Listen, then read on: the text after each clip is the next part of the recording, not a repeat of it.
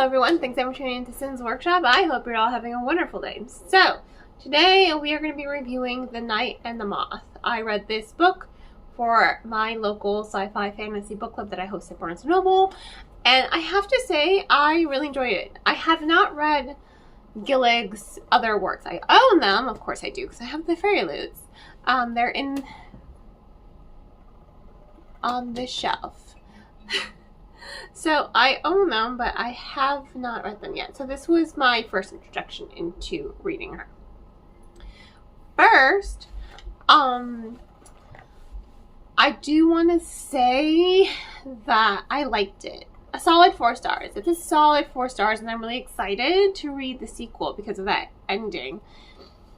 I think my biggest hindrance was the pacing.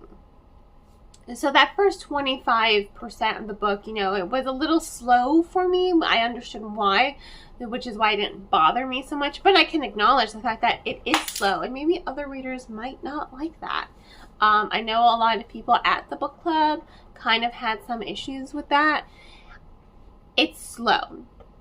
It is a lot of, not so much world building, because you still don't really get a sense of the world. It's setting the tone, it's setting the pacing, and it's setting things up, basically. That's what that first 25% is. I can't really say it any simpler than that, but it doesn't do a whole lot of world building. Like, you get a semblance of world building, but not a whole lot.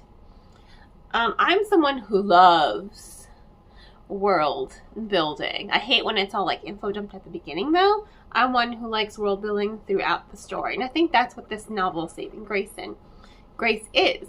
That it does build up the world as the story progresses. With that being said,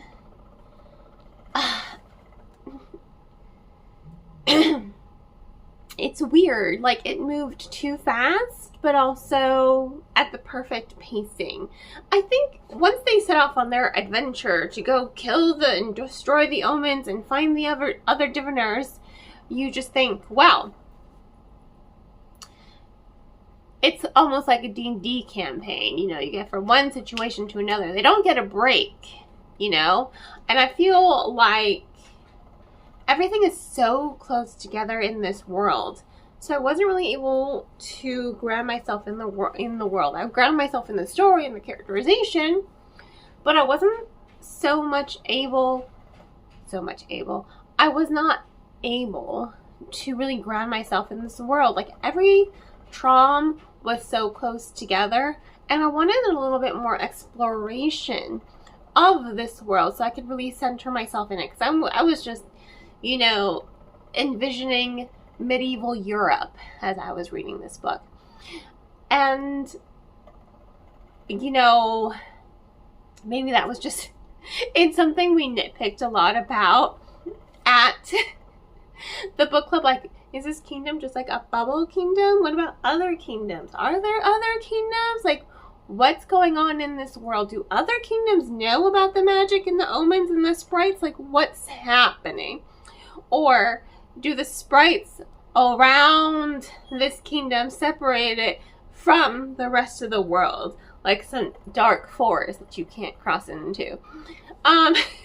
We all really just nitpicked at that, but it matters because we really wanted to understand the world and the position of this kingdom and the Troms and everything. It really was, it just takes a couple days to go from Trom A to Trom B, and they are just on a horseback. I'm like, I feel like she could have extended the journey, I think. And I don't think it would have hindered the storytelling at all.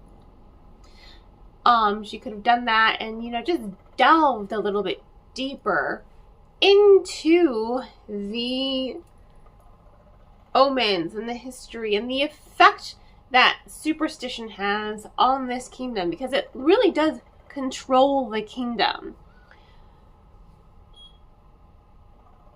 So I think that's what I mean by it moved too fast, but still at the perfect pacing, because you're just going from one thing, and I'm a D&D player, so you're like, we're going from one situation to another. You know, you have maybe a 5 minutes reprieve. You maybe have a short rest, right? So I just wanted a little bit more of that world building, so I could have ground myself in the world a little bit better.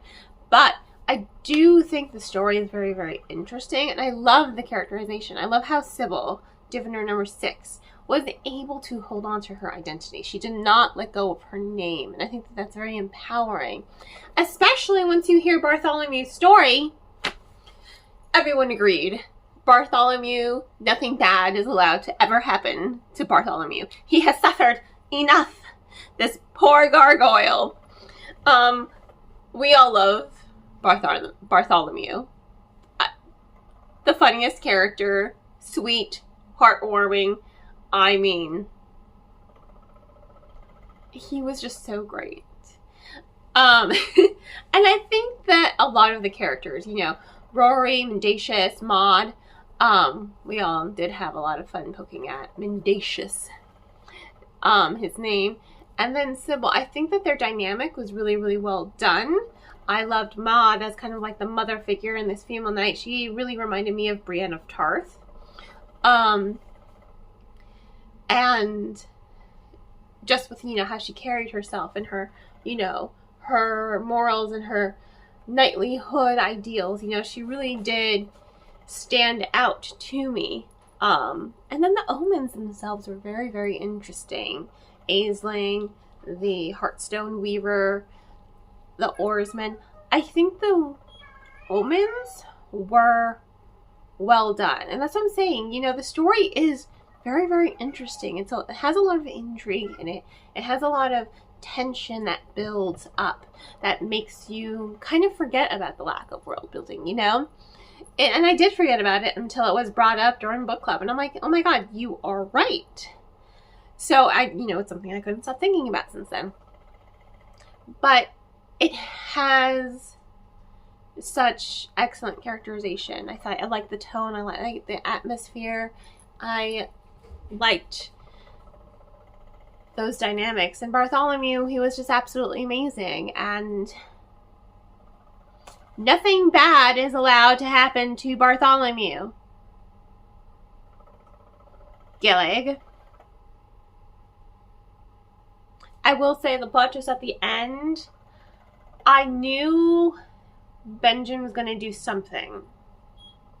I knew he was not going to be, you know, such a great guy, king that they all wanted. I knew he was going to do something shady. I just didn't know what. So when the what happened, that caught me off guard. I was just like, damn, you're really doing this. Like, you're not just stabbing your friends in the back. Like, you're really just like stabbing them all in the back. Okay, good to know. So yeah, I mean, it was a really interesting novel. I really liked it. A solid 4 stars. So on that note, I do recommend it, and I'm really excited to read the sequel. And now I'm even more, now that I know her writing style, I'm more excited to read One Dark Window and Two Twisted Crowns. I was about to combine the titles into one. I'm like, that's not right. I was about to say Two Twisted Crowns. Wait, no, that is book 2. What was I gonna say? My mind is weird. In any case, thank you all for tuning in. Please don't forget to like, subscribe, and share with book with your friends. I hope you all have a wonderful rest of your day, and as always, happy reading.